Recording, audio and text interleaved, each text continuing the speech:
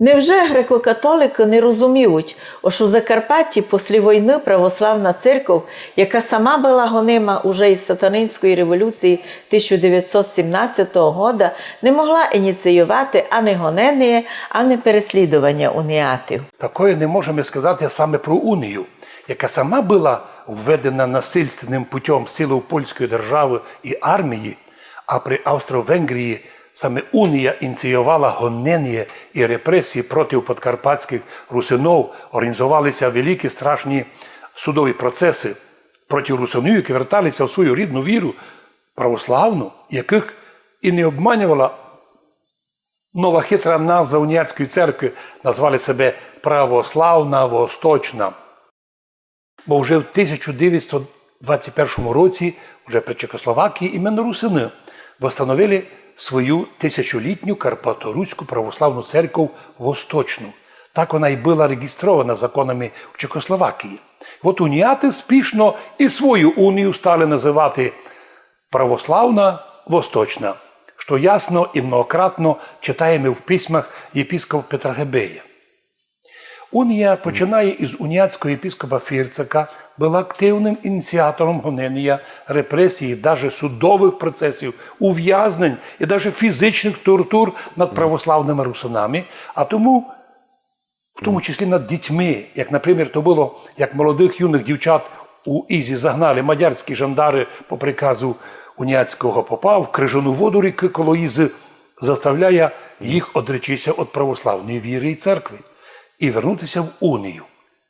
То факти задокументовані, і між ними, тими дівчатами, була Юлія Прокоп, яку так мадярські ті штандари збили до полусмерти, вже її викинули на обочину, що вона вже мертва. Чудом вся оставала жива, і вернули її, виходили її.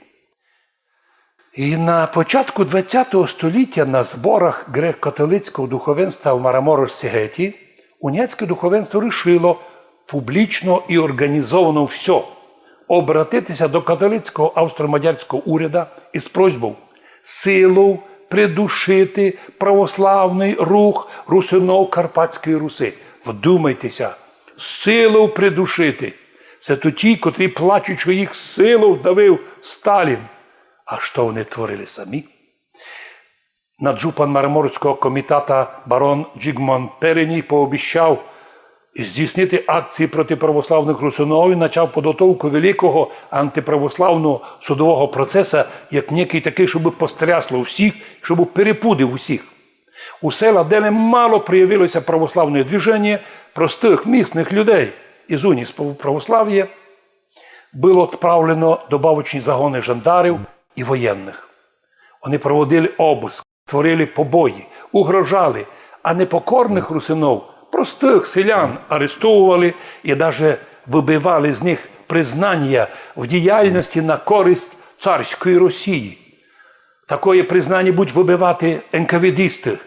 Такое признание, к сожалению, і нині у карних органах практикується великим позором.